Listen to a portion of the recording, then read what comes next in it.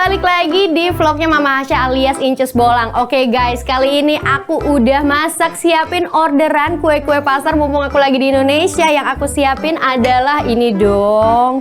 Enak-enak banget, ada bermacam-macam. Dan sekarang kita lagi nunggu pelanggan yang bakal datang untuk pick up kue pasar ini. Oh ya, Hasya mau berhitung ya. Hitung? Iya. Anak mama kok di sini, anak mama. Gimana? Halo Bunda, halo Abah. Baik Bu. Ya? Iya dong Ya Bun, silakan ini Bu. dia akhirnya. Iya, Hasya mau hitung ya. Hasya mau hitung lagi. Nanti kita hitung di sini ya, boleh saya Iya. hitung. Nanti tante yang bayar, tenang. Abis tante yang bayar diganti nanti sama Kompas ya.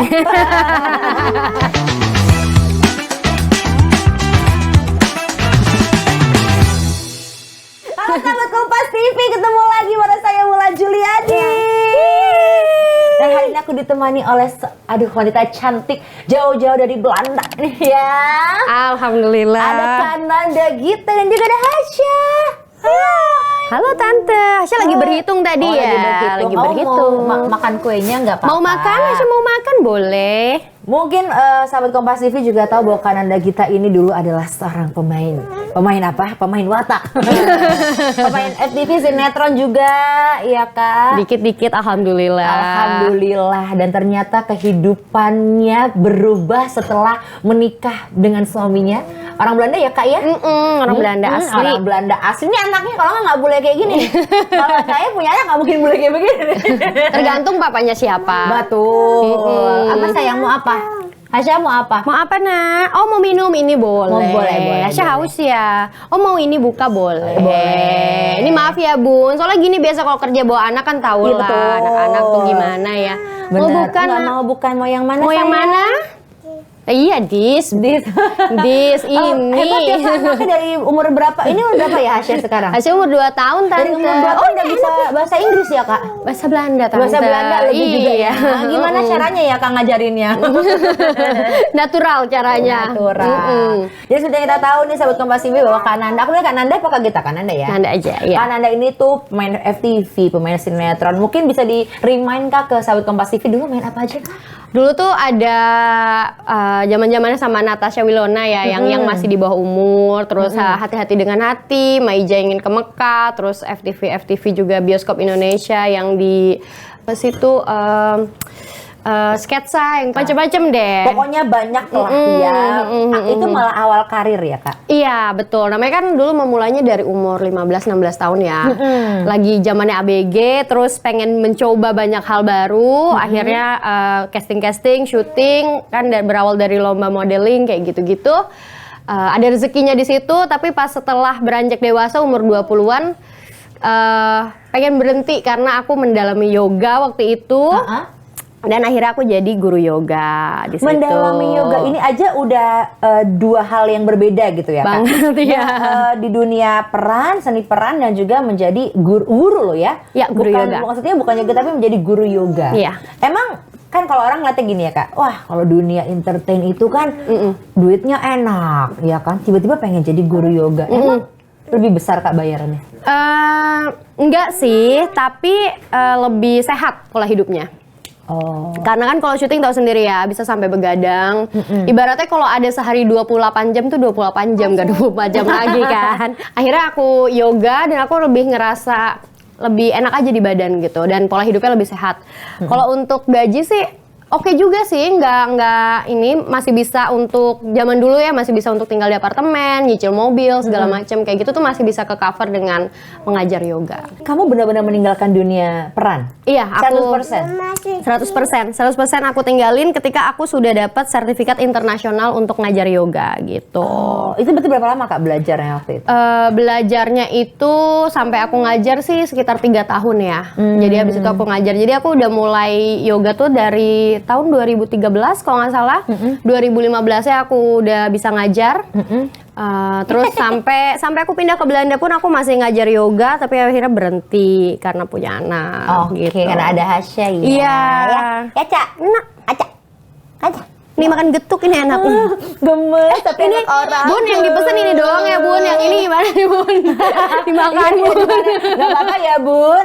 Iya. Nah mungkin pada bertanya-tanya gitu ya, kakak dari entertain terus jadi guru yoga, apakah bertemu sang suami ketika mengajar dia yoga?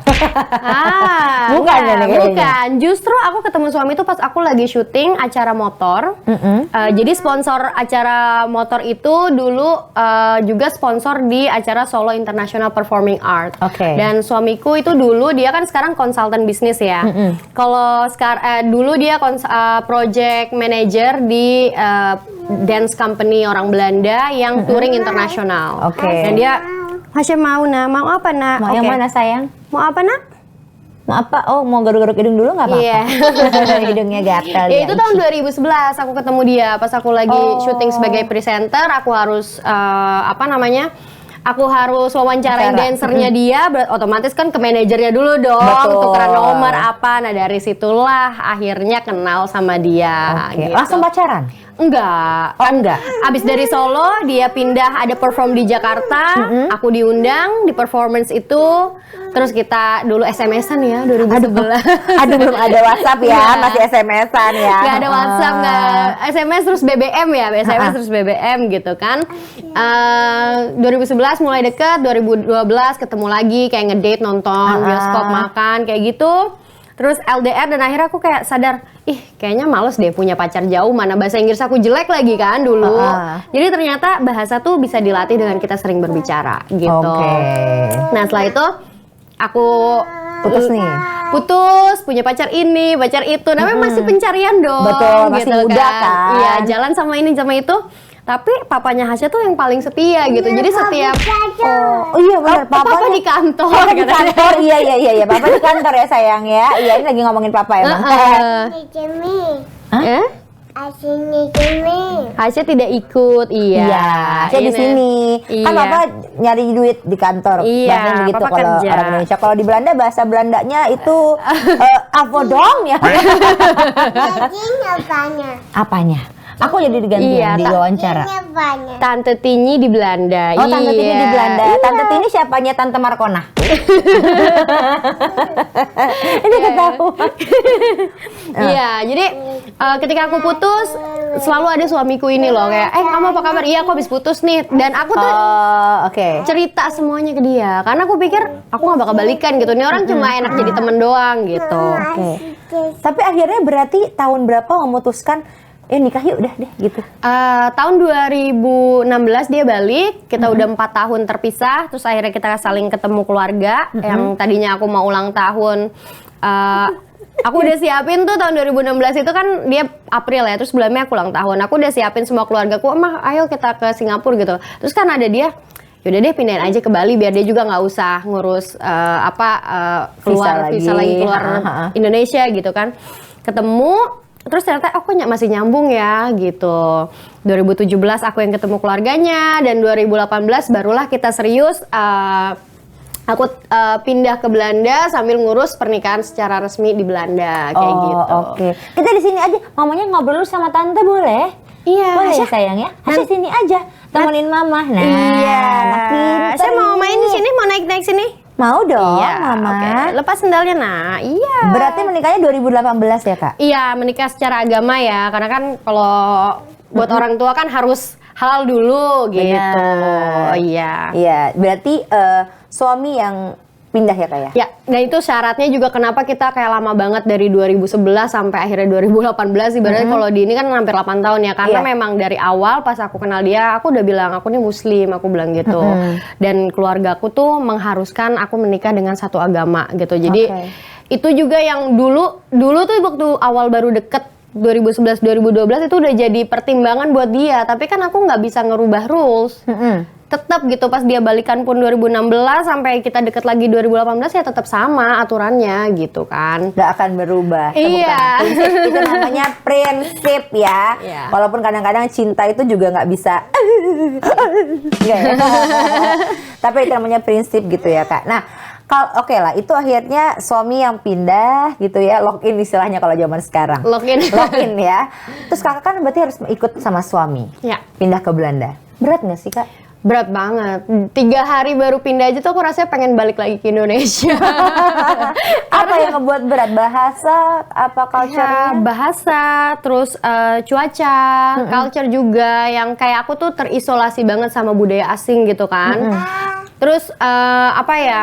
Beda banget ternyata rasanya pindah sama holiday itu beda gitu. Jadi aku tuh sebelum pindah kan aku 3 kali holiday lumayan jauh kan, lumayan lama gitu. Ternyata rasanya beda aja gitu. Nah itu yang bikin gak betah dan pasti kan memulai hidup dari nol ya. Yang tadi aku pikir aku punya sertifikat yoga internasional, aku bisa ngajar yoga di manapun di seluruh dunia, baratnya gitu. Ternyata sorry to say yang kayak di Indonesia aku dibayar tadinya 500-600 ribu sejam buat private dan sekali private bisa 2 jam 3 jam misalnya gitu kan. Dan aku tuh dulu kerja hampir tiap hari kan karena aku suka gitu kan ngajar yoga. Di Belanda bayarannya sama dengan udah habis di ongkos dong. Oh iya, kan karena transport, beda ya, iya, betul. Transport di Eropa kan mahal banget kan gitu. Jadi aku dibayar sama 30 euro, transportku udah 25 euro sendiri. Cuma dapat 5 euro untuk ngajar. 5 euro dapat apa? Dan aku pikir, oh ya ini kayaknya nggak bisa deh. Aku kalau misalnya terus-terusan meninggikan egoku dengan dibalik kata oh aku passionnya di sini gitu, tapi aku nggak bisa hidup walaupun suami menafkahi ya, tapi kan kita pengen dong ada pemasukan sendiri gitu. Betul. Jadi akhirnya aku oh ya udahlah biar gimana aku harus cari pekerjaan lain nih, nggak bisa kalau kayak gini terus gitu.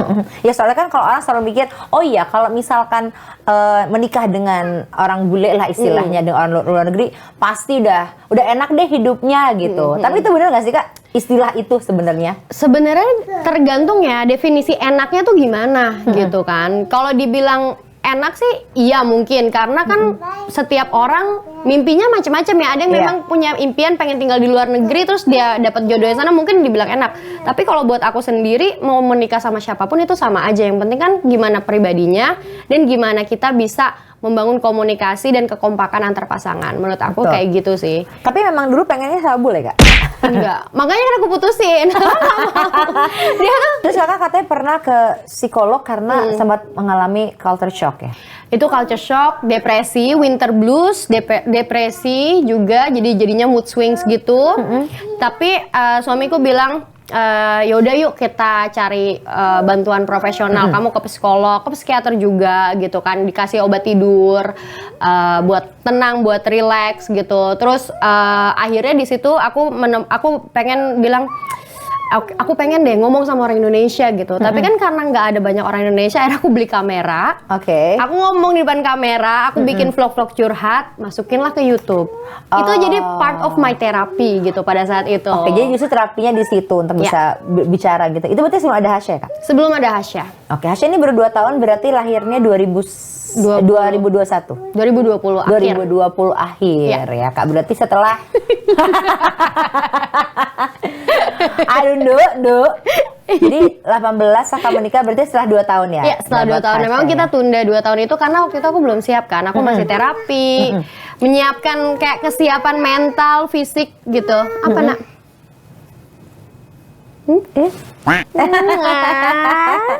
Oke. Jadi emang udah mempersiapkan dulu baru akhirnya. Iya. Jadi sempat tundanya karena itu. Iya. Nah, lalu pas udah selesai Kakak kan akhirnya ya udahlah udah bisa menerima nih lah istilahnya. Tapi bukan vlog dulu ya? Apa sebelumnya sempat kerja di tempat lain lagi nggak Kak? Aku kerja. Jadi vlog itu nggak jadi kerjaan aku, cuma iseng-iseng aja kan, upload gitu kan, terus upload belajar bahasa Belanda lah. Karena waktu itu kan aku les private, aku les juga di Erasmus, aku juga sekolah bahasa di Belanda gitu kan. Jadi menurut aku waktu itu aku harus membagikan sesuatu yang positif karena pada saat itu aku susah nih untuk cari les bahasa Belanda di YouTube, kok nggak ada yang ngajarin orang Indonesia, padahal orang Indonesia tuh banyak gitu kan di Belanda. Aku bikin vlog-vlog itu. Terus aku udah kerja di catering Indonesia, aku kerja juga sebagai neni, aku jagain anak orang, baby, karena aku kangen ponakanku. Karena kan, iya kan berdua doang kan di Belanda tuh. Terus aku nggak bisa bahasa Belanda, aku ditolak kerja sana sini karena aku nggak bisa bahasa Belanda gitu. Jadi aku cari yang keluarga orang Rusia karena dia bahasa Inggris gitu kan. Terus aku kerja di orang Indonesia karena mereka juga menerima aku dengan keterbatasan bahasa kayak gitu. Jadi aku sebisa mungkin muter otak gimana caranya aku tetap punya kegiatan, punya pemasukan sendiri di luar yang dinafkahi suami kayak gitu. Berarti sempat ditolak ya Kak kerja di mana ya? Ditolak di kafe aja, di depan rumah tuh ada kafe. Jadi di Belanda tuh kalau musim panas itu banyak restoran dan kafe yang cari tenaga tambahan. Karena pegawainya kan liburan dan pasti tamu itu makin banyak karena mereka juga musim liburan. Jadi mereka jelas-jelas terpampang, kita butuh tenaga kerja seminggu 10 jam misalnya gitu kan. Terus aku bilang, Menir bisa nggak ajarin saya pakai bahasa Inggris gitu. Terus dia bilang, oh sorry nggak bisa, kita cuma bisa bahasa Belanda aja. Padahal dia balesin ke akunya bahasa Inggris. Iya gitu. Aneh juga sih Menir ya. Aduh Menir belum pernah kesini nih Menir nih kayaknya nih ya. Menir nanti kita ajarin bahasa Indonesia Menir. Kita temuin Menir sama si Pitung. Jadi udah sampai sesulit itu ya Kak? Iya betul. Oke, akhirnya kan Kakak nih punya catering istilahnya di sana. Itu awalnya gimana Kak? Jadi awalnya karena aku, itu tuh lucu banget. Kan suamiku ngasih aku surprise gitu kan, ngajak makan ke warung Indonesia gitu, ke restoran Indonesia. Terus pas aku cobain gado-gado, kok pakai wortel gitu kan. Aneh. Iya, wortel brokoli gitu kan. Terus bumbu kacangnya beda gitu. Wah udah kayak gini mau banget, 200.000 lagi gitu kan. Berapa? 200.000 terus kayak Oh my otak kan God. langsung. Gado-gado 200.000 di sini bisa naktir satu lantai kantor lah ya. Makanya itu udah mahal kok dia pakai wortel, pakai brokoli gitu kan. Namanya baru pindah pasti shock dong lihat gini-gini. Udahlah aku belajar masak sendiri aja gitu. Itu beberapa kali bikin masakan Indonesia, beli masakan Indonesia kayak gitu terus. Iya nak. Nah terus udah aku masak-masak. Nah namanya orang belajar masak itu pasti masaknya banyak dong. Betul. Kita pasti nggak bisa kan masak cuma buat 2 orang gitu kan. Terus aku bilang suamiku, sayang aku mau kasih tetangga sebelah ya. Kebiasaan Indonesia kan, bagi-bagi gitu kan. Suamiku bilang, kamu aneh banget bagi-bagi masakan ke orang yang nggak kenal katanya gitu. Di sini tuh aneh, dia bilang gitu kan. Oh gitu ya, aku bilang. Terus yaudah nih ternyata dia bilang ada website yang kita bisa jual masakan ke tetangga, tapi harganya nggak boleh semahal restoran karena ini niatnya memang untuk berbagi ke tetangga, tapi tetangga bayar gitu kan. Jadi biaya ininya berapa, ada gas listriknya berapa misalnya gitu kan. Nah, jadi intinya harganya tidak boleh tinggi banget lah. Iya, gitu. tidak boleh terlalu komersil ibaratnya gitu kan. Tapi ya tetap ada keuntungannya di situ. Nah, aku pakai website itu, lama-lama aku jadi terkenal di situ. Karena aku seneng, semakin aku banyak masak, semakin banyak orang Belanda datang. Benar, gitu kan. Dan mungkin masakannya juga masakan Indonesia ya. Banget. Mau dicopot sayang, apa mau makan apa ini? Iya. Nah. Jadi aku berani bumbu kan. Aku tuh kalau masak emang berani bumbu. Nah itu yang bikin beda gitu kan. Terus di situ aku sempet jadi chef nomor 1 di apps itu. Gitu. Keren. Tepuk tangan dong buat Mama. Iya, jadi dari situ sebenarnya awal mulanya. Nah, jadi aku mulai masak setiap minggu buat para tetangga dan juga abodemen gitu. Nah, setelah itu aku tadinya nggak niat masukin ke YouTube, cuma aku pikir oh deh masukin ke YouTube. Nah, ternyata vlog itu yang banyak orang nonton.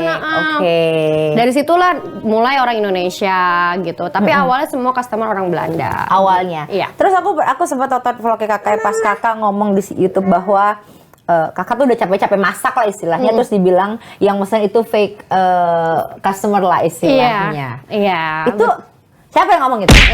Sabar. Samperin. Ya. Itu yang ngomong orang Indonesia kan? Orang Indonesia yang tinggal di Belanda. Kenapa aku tahu? Karena dia komentarnya dicampur dengan bahasa Belanda. Jadi aku tahu gimana ketikan orang Indonesia yang sudah lama tinggal di Belanda itu mereka antara campur kata-katanya atau ejaannya jadi ejaan Belanda. Jadi aku udah bisa tahu. Terus dia bilang dia senior lah gitu kan. Bohong, aku dibilang bohong. Terus aku bilang ya ampun kalau aku emang cuma demi konten ya ngapain aku masak sebanyak itu. Istilahnya balik modal juga enggak. Tahu lah ya YouTube gimana gitu kan. Gitu. Jadi itu aku bilang gitu. Tapi sebelum kejadian itu, dulu banget waktu aku masih tinggal di rumah yang lama, di apps yang aku bilang masak untuk tetangga itu ada juga fake order orang Indonesia. Dia mesen sama aku nasi kuning 2 porsi, tahu ya gimana repotnya bikin nasi kuning? Dan dia pilih COD, jadi dia nggak bayar ya. Jadi dia nggak bayar duluan. Memang bisa pas pick up bisa bayar pakai cash, bisa juga sebelum itu bayar pakai debit misalnya gitu kan. Dan ketika masakannya datang itu nomornya nggak aktif. Itu jauh sebelum kejadian yang kemarin bilang aku orderan fiktif. Ada yang juga kasih orderan fiktif kayak gitu ke aku. Nasi kuning juga porsi. Aku kan bikinnya pasti lebih. Misalnya orang order 2, aku pasti bikin 5 karena aku buat di rumah atau buat yang lain gitu. Ya udah, aku telepon ke admin apps-nya itu. Dia bilang, "Nanda, kita nggak tahu orang ini siapa." Karena sebelumnya dia nggak pernah terdaftar di apps kita dan sekarang datanya juga udah hilang. Jadi dia hapus account-nya. Oh my god. Itu pas vlog masak aku baru mulai naik, ada orang kayak gitu juga. Gak apa-apa Kak, itu kalau orang bilang tuh batu loncatan, biasanya kayak gitu ketika kita ikhlas digantinya berkali-kali lipat. Amin, kan? ya betul.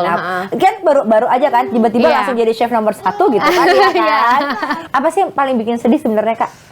Yang bikin sedih itu sebenarnya ketika kangen Indonesia. Jadi kalau misalnya lagi capek banget namanya ibu-ibu ya, di sana kan ngerjain apa-apa sendiri, ngurus anak, suami, rumah, kerjaan rumah, belum juga jualan juga, bikin video juga gitu kan. Pas lagi capek banget gitu kayak kangen banget sih sama Indonesia, kayak capek dikit bisa panggil mama gitu mama, tukang pijet lah, apalah segala macem gitu kan, atau anak bisa dititipin dulu gitu kan. Nah itu sih yang bikin sedih. Jadi kalau misalnya ada orang yang jahat misalnya sama aku ya, kasih komentar ini itu, aku sih bisa kadang ya terganggu juga gitu kalau lagi sensitif ya, kalau lagi capek. Tapi yang paling bikin sedih sebenarnya pas kangen Indonesia aja sih, terutama kalau lagi musim dingin kan. Makanya aku biasanya usahakan kalau Januari, Februari itu pasti aku kesini. Karena di sana lagi dingin-dinginnya. Dari dingin di sana ya. Iya, di sana lagi dingin-dinginnya, aku kayak capek banget dan dingin udah nggak betah, pasti aku kesini dulu, recharge dulu, baru pulang lagi gitu. Tapi deket ya Kak sama orang tua ya. Maksudnya Kakak kalau pulang orang tua akan jadi tempat untuk kembali terus gitu ya? Iya, aku hubungannya baik sama orang tua. Oke, lebih dekat ke mama, papa? Kalau untuk curhat itu ke mama, tapi kalau untuk bercanda-bercanda yang receh-receh itu ke papa. Bercanda bapak gitu ya Kak ya? Iya, jokes bapak-bapak. Ya. Nah, terus kan Nanda nih aku pas Hasya lahir, kayaknya sempat ada cerita yang sedih nih gitu. Apa sih Kak? Iya, jadi dulu tuh Hasya masuk neonatologi, jadi ICU yang untuk bayi, karena dia kan bayinya ternyata besar banget, 4 kilo 3 ons, lahiran normal. Ya. Hebat banget, luar biasa Kak Nanda, luar biasa. Oke. Iya, itu terus 5 hari dia harus masuk ICU karena ini pundaknya tuh shoulder dystocia, jadi dystocia bahu, artinya bahunya itu kena cedera, syarafnya cedera. Jadi dia harus di visio beberapa kali, harus di ronsen. Dan itu pas dia lahir tuh dia nggak langsung nangis. Jadi aku tuh dibantu, itu dramatik banget sih. Karena aku udah pecah ketuban ya, udah 3 hari nggak lahir-lahir, udah diinduksi gitu kan, diinduksi. Tapi di sana itu tidak bisa langsung, udah sesar aja. Enggak. Sesar itu, apalagi anak pertama nggak bisa dikasih pilihan mau normal atau sesar. Kalau di sini kalau kita ke dokter, Bu mau normal atau mau sesar? Iya. Sesar aja Bu biar gampang gitu kan, misalnya gitu ya. Tapi di sana tuh enggak. Nah akhirnya aku diinduksi, nggak keluar-keluar juga. Akhirnya pas udah hampir 24 jam pembukaan, aku mau ngeden-ngeden kok nggak keluar. Jadi keluarnya tangannya doang sebelah. Sama kepalanya, yang sebelahnya nyangkut gitu kan. Karena besar tadi? Saking besarnya, ya posisiku udah dibolak-balik segala macem. Akhirnya ada 3 dokter yang narik tuh anak. Pluk gitu. Dari jalan lahir tuh. Terus dia nggak nangis. Terus aku bilang, kok anakku biru nggak nangis gitu kan ya. Ini anak aku nggak kenapa-napa kan gitu kan. Aku udah lemes banget. Terus langsung dia dilarikan ke ICU. Terus aku juga, tapi yang aku salutnya ya, aku juga langsung didorong tempat tidur yang lahiran itu, aku didorong sama suster, aku ke ruang ICU juga lihat dari jauh anakku lagi diapain gitu. Jadi langsung kelihatan. Biasanya kalau di sini kan ya dibawa, jadi bapaknya yang harus betul. Aku semua dibawa, aku juga dibawa. Jadi tempat tidurku itu didorong dan mesin X-ray-nya juga dibawa ke Hasya. Karena kan dia masih bayi dong, mesin X-ray yang gede itu dibawa ke dia, dilihat ada cedera apa segala macem. 5 hari aku nggak bisa nyentuh dia. Itu sedih banget, itu kayak traumanya itu bukan trauma lahiran anaknya besar, tapi ngelihatnya dia di rumah sakit itu, aku nggak bisa nyusuin gitu. Sampai susternya, kamu kenapa kok nggak bisa? Ya gimana aku asinya bisa keluar, orang anakku aja di situ, kita kan stres kan, Bener. gitu. Sampai kita nginep gitu kan. Baru pas 5 hari dia boleh keluar dan kita akhirnya bonding lagi dari ulang ibaratnya, karena kan harusnya kalau dari bayi kan udah skin Langsung ditempel. ya, langsung ditempel skin to skin, ini enggak gitu. Oke. Nah, itu Berarti waktu Kananda lahiran orang tua menemani ya? nggak bisa karena lagi pandemi. Oh iya 2020. 2020. Itu gimana tuh Kak? Itu pasti ada cerita lain lagi nih, maksudnya aku tuh kita nggak bisa ketemu orang tua aja tuh kan hal yang berat tadi kayak Kakak bilang kan. Kalau udah kangen sama Indonesia tuh kayak wah berat banget deh gitu. Tapi ini kan apalagi kan biasanya kalau ibu melahirkan itu kan membutuhkan support dari suami, dari orang tua, betul. ibu gitu. Itu gimana Kak? Itu sedih banget, makanya waktu ke rumah sakit aja waktu itu suami juga hampir nggak boleh nemenin. Jadi iya, pas karena sebelum pandemi. lahiran kan aku udah kontrol kan, karena ketubanku udah pecah gitu kan, tapi kan namanya mereka nggak bisa gampang langsung kasih sesar Betul. gitu kan. Nah itu aku sampai nangis nggak bisa, suamiku tuh harus datang di sini, aku bilang gitu kan ya. Itu baru boleh. Terus mertua juga, jangankan orang tua kandung ya, mertua yang udah ada di sana aja juga nggak bisa nemenin aku. Gitu. Emang itu berat banget sih. Akhirnya ya udah Hasya pulang ke rumah, ya udah kita merawat berdua suami doang. Cuman untungnya dulu karena kita emang di planning ya kapan mau punya anak gitu kan, dan alhamdulillah nggak nunggu lama gitu, cuma beberapa bulan aku hamil, suamiku udah siapkan izin cuti yang 6 minggu. Jadi dia libur pas aku masuk rumah sakit sampai 6 minggu ke depan, itu dia cuti dan dia yang begadangin anak. Oh, jadi anak di sana ya. Iya, gitu. Jadi emang di sana kan perusahaan tuh bisa kasih beberapa janji ke karyawan gitu. Oh, kamu dapat cuti sekian setahun ya, tergantung kontrak kerjanya gitu kan ya. Nah, suamiku tuh cuti 6 minggu. Jadi ketika Hasya breastfeedingnya malam, aku pompa, suamiku aja yang kasih Hasya susu. Oh, aku kalau bisa tidur, istirahat. Ya, Enak juga ya kalau di sana ya Kak ya. Nah, kita ngomongin orang tua ya Kak. Kan ini juga bukan cuma sama suami tapi mertua itu gitu. Maksudnya kalau di Indonesia itu kan ibaratnya kalau kita menikah itu kita menikah dengan keluarga gitu kan. Nah, kalau dari mertua gimana tuh Kak? Bisa deket gak sih sama Kananda? Aku lumayan deket sih sama mertua, jadi aku juga bisa curhat apa segala macam, aku bebas ya sama mertua gitu. Dan mereka juga mereka tuh gini, kalau orang tua Indonesia mereka bangga sama anak tapi jarang untuk mengucapkan. Bener nggak? Betul. Tapi mungkin mendoakan setiap malam apa gitu kan, atau mungkin ke orang-orang anakku baru ini gitu. Tapi kalau ke anak sendiri jarang ngomong kan gitu kan. Tapi kalau orang tua Belanda, mereka tuh bener-bener menunjukkan gitu, meluk, ciumin aku, terus bilang aku bangga banget ngeliat kamu gitu, dari awal kamu merintis di Belanda tuh kayak gimana gitu kan. Aku mau nangis, karena mereka kan tahu gimana aku merintis hidup di Belanda kan susah gitu. Terus sekarang aku bisa mulai menikmati hasilnya lah gitu kan. 5 tahun di Belanda gitu susah. Mereka tuh kayak ciumin aku, pelukin aku sampai pas aku udah mudik aja. Kan aku sekarang lagi mau bangun usaha baru gitu. Terus mama mertua aku selalu, aku kalau misalnya punya anak perempuan kayak kamu, aku bangga banget loh, kayak gitu. Kamu juga lakuin semuanya buat keluarga, kayak gitu. Hebat. Salut Kak, salut. Berarti mertua pun juga ngasih support yang besar sekali gitu ya Kak. Oke. Kalau dari orang tua kakak ke suami pun sama? Iya sama, cuma kan mereka kan ada roomingnya bahasa ya gitu kan. Tapi mereka sama kok, maksudnya kita semua hubungannya baik gitu. Kalau orang tua aku kan pasti Abi doain terus tiap malam, kalau doa emang nggak berhenti gitu kan. Itu kan maksud tipikal orang Indonesia kan. Tapi kalau dari sini juga aku belajar perbedaan gitu, makanya dan aku ngerasakan sebagai anak, kalau orang tua Indonesia pasti mereka doain gitu kan. Kalau orang tua Belanda mereka juga kasih afirmasi yang positif ke anak gitu, dan itu ngerasa banget ternyata aku tuh kerja keras dihargai ya sama orang-orang sekitar kayak gitu. Bener, penghargaan itu juga penting gitu Kak. Berarti yang buat kamu kuat sebetulnya Kak, menghadapi cobaan demi cobaan kamu yang di Belanda. Aku bisa bilang cobaan ya, karena kan itu tidak mudah. Gak semua orang juga bisa melalui hal seperti Kananda. Apakah yang buat kamu kuatnya? Yang bikin aku kuat itu terutama suami sama keluarga semua ya, keluarga mertua, keluarga aku juga di Indonesia. Mereka yang bikin aku terus berjuang sampai saat ini.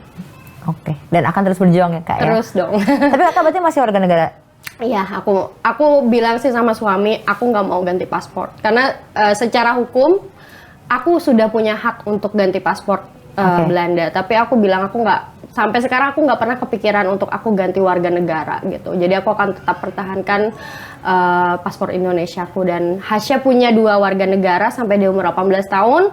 Tapi aku udah jujur aja ya, maksudnya kalaupun nanti Hasya lebih memilih paspor Belanda atau paspor Indonesia, itu semua pilihan ada di dia. Oke. Hasya yang memilih ya? Ya, karena aku juga gini loh, aku tahu mana plus mana minusnya. Kalau misalnya nanti dia pilih untuk kuliah di Belanda, akan lebih baik kalau dia pakai paspor Belanda dong. Iya. Gitu betul. kan. Kalau dia nanti memilih untuk berkarir di Indonesia, akan lebih baik kalau dia pakai paspor Indonesia. Ya kan, tapi itu kan nanti pilihan ada di dia. Aku nggak bisa kayak, kamu jadi orang Indonesia aja kayak mama gitu. Aku nggak mau kayak gitu. Karena tapi dia, mamanya mukanya nggak kayak orang Indonesia, mau jadi kayak orang bule juga, jadi bingung. Iya ya. Jadi nanti pilihannya ada di Hasya. Iya. Sudah punya rumah sendiri ya kak? Iya, sekarang lagi bangun sebenarnya. Alhamdulillah. Di Belanda berarti ya? Oh, di Belanda udah ada rumah. Di sini juga ada. Ih, keren banget. Berarti lagi LDR sama suami? Iya.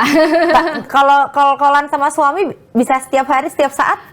Paling aku iya sih bisa setiap hari. Tapi aku harus begadang kayak zaman dulu pacaran kan. Aku begadang jam 12, jam 1 malam nungguin dia pulang kantor jam 5, jam 6 sore gitu kan, baru bisa video call gitu. Berarti kalau sekarang di sini kita sore, di sana masih pagi. Masih pagi. Beda 6 jam. Gitu ya. Iya. Oh, bedanya jauh lumayan. Ya. Oke, lumayan. Jadi memang kalaupun mau video callan atau mau itu harus menunggu ya. Iya. Iya. Boleh telepon Kak suami?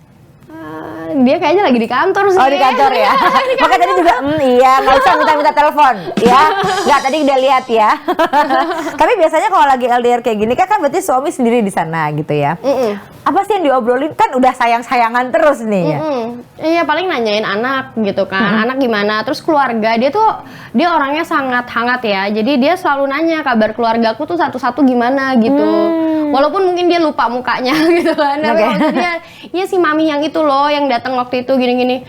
Oh iya ya, terus gimana? Terus nanya kabar adik-adikku, terus gimana Hasya di sini sama cuaca, sama makanan kayak gitu sih. Kalau misalnya terus karena aku juga sering banyak konsultasi masalah usaha ya, karena dia kan juga konsultan bisnis gitu. Jadi perkembangan gimana, apa planning kamu di sini, ini gimana gitu. Jadi lebih sering bukan cuman masalah sayang-sayangan doang gitu, tapi juga banyak hal yang kita bahas setiap hari gitu. Oke, karena mungkin banyak juga wanita-wanita di luar sana yang entah dia mungkin ingin untuk tinggal di luar negeri karena mungkin punya pasangan di luar negeri tapi masih takut gitu loh Kak, istilahnya takut, atau mungkin emang dia pengen sekolah atau belajar di luar negeri dan dia takut. Kamu ada pesan-pesan nggak sih Kak untuk wanita-wanita seperti itu? Ya, menurut aku mau menikah sama siapapun itu juga pasti ada tantangannya gitu kan. Jadi jangan mentang-mentang kalau mau menikah itu jangan lihat sosial media orang-orang gitu. Karena yang ngalamin itu kita sendiri. Dan pasti ya dalam suatu hubungan atau pernikahan tantangan utama adalah menjaga komunikasi. Apalagi dengan orang yang beda bahasa dan beda budaya. Jadi itu yang harus dipikirkan banget. Orang sama-sama Indonesia aja kalau beda suku itu udah suka beda ya, apalagi ini yang beda budaya. Jadi jangan dilihat yang indah-indahnya terus, yang instagramable terus. Misalnya, oh enak kalau misalnya nikah sama WNA, apalagi tinggal di sana bisa main salju. Halo, main salju itu cuma sehari 2 hari enaknya. Habis itu udah males kan, dingin, licin segala macam. Itu yang lebih harus pakai logika. Apalagi misalnya tentang hak-hak, harus bikin perjanjian pranikah, perjanjian pisah harta, perjanjian pisah utang, terus gimana nanti anaknya ya, terus harus bikin perjanjian kamu mau pulang ke Indonesia berapa kali dalam setahun atau berapa tahun sekali, gimana mengatur keuangan, siapa yang mau bayar living cost 50-50 atau suami 100%. Kalau misal kamu kerja misalnya, itu semua harus detail loh diomongin. Detail loh Kak. Aku gitu. Jadi karena aku dari awal udah ngomong kayak gitu ke suamiku, aku bilang kalau di Indonesia itu suami ngasih nafkah 100%. Karena kalau di Belanda suami istri itu bayar biaya hidup 50-50. Tapi menurut aku itu nggak adil. Kenapa? Karena aku baru pindah dari Indonesia ke Belanda dengan skill yang 0. Aku nggak punya apa-apa ya.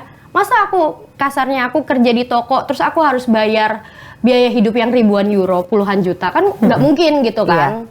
Nah itu harus diomongin dari awal. Dari awal harus diomongin. Itu tips aku. Pahit-pahitnya gitu. Terus kalau misalnya lagi nih ya, kalau kita suka kasih duit ke orang tua, ke saudara, itu harus diomongin ke suami. Karena menurut mereka itu nggak wajar kasih uang ke keluarga tuh kayak nggak penting gitu kan, karena di sana orang tua itu kerja, punya pensiun sendiri, dan menurut mereka ngapain kamu punya uang kasih ke keluarga kamu. Jangan sampai daripada nanti ngumpet-ngumpet malah berantem kan, apalagi baru nikah gitu kan, nggak bagus banget lah kayak gitu. Itu semua harus diomongin dari awal. Ini aku yang benar-benar praktikal, dan ini yang bikin kunci rumah tangga aku tuh aman-aman aja sampai sekarang, harmonis sampai sekarang. Karena gitu. Awet, karena udah dikomunikasikan dari awal dan benar-benar rinci dan terpercaya gitu ya. Betul. Karena Anda terakhir, ini kan kalau karena di YouTube-nya Kompas kan berarti bisa dilihat sama siapa aja, kapan aja. Apa yang pengen kamu sampaikan mungkin ke suami kamu, ke mertua kamu, dan ke orang tua? Oke. Ya, buat suami aku makasih banget karena aku nggak bisa ada di titik kayak gini tanpa support dia gitu. Jadi dia benar-benar memberi aku kebebasan. Makasih banget udah kasih aku kebebasan untuk melakukan apapun yang aku suka, untuk berkarya gitu. Untuk mertua aku juga selalu support dari awal aku pindah ke Belanda. Mereka yang menggantikan orang tua aku. Aku merasa benar-benar disayang banget sama mertua aku. Dan untuk orang tuaku, mereka juga selalu doain aku setiap hari biar anak-anaknya sehat, sukses. Karena aku nggak tahu aku bakal jadi seperti apa kalau aku tanpa mereka, kayak gitu. Makasih. Aku juga jadi nangis karena pokoknya yang namanya support dari keluarga itu yang memang paling penting gitu ya Kak ya. Ya mudah-mudahan pokoknya Kananda sukses terus. Karena udah mau bikin bisnis baru lagi ya Kak ya. Mudah-mudahan lancar bisnisnya di sana berarti Kak di sini sama di sana. Wah, itu dia ya namanya. Yang namanya itu tuh harus hidup tuh harus berusaha, jangan menyerah. Jangan menyerah. Pasti ada jalan ya Kak. Karena kan dari itu tidak ada yang instan ya. Kalau emang kamu dapet yang instan, alhamdulillah. Kalau nggak instan, ya harus diusahakan. Harus diusahakan. Bayangin loh, kan Anda dari anggapannya nih dunia entertain yang gemilang seperti itu, mau jadi guru yoga, pindah ke sana nggak punya pekerjaan harus apa segala, tapi sekarang dia udah punya banyak bisnisnya. Jangan lupa juga untuk nge-subscribe YouTube-nya Kananda Inces Bolang namanya. Inces Bolangnya tuh INCES. Biasa INCES biasa. Inces Bolang ya, digabung ya Kak? Dipisah, ada spasi. Jadi Inces Bolang jangan lupa ya. Pokoknya kamu lihat YouTube-nya biar tahu kehidupannya Kananda seperti apa. Dan ingat jangan julid, oke? Kalau gitu Kananda terima kasih banget ya. Semoga kita bisa ketemu. Iya, orderan saya Bun. Makasih Bunda. Transfer aja ya Bun. Oh iya, transfer aja ya. Pakai barcode ya. Pakai barcode ya, pakai kris ya. Oke, kalau gitu sahabat Kompas TV juga terima kasih sekali. Jangan lupa juga untuk di like, comment, subscribe, share. Pokoknya acara kode nih kalau kamu suka ya. Dan pasti saya juga akan mengundang lagi bintang tamu saya berikutnya. Kalau gitu saya ulang jadi pamit. Dah.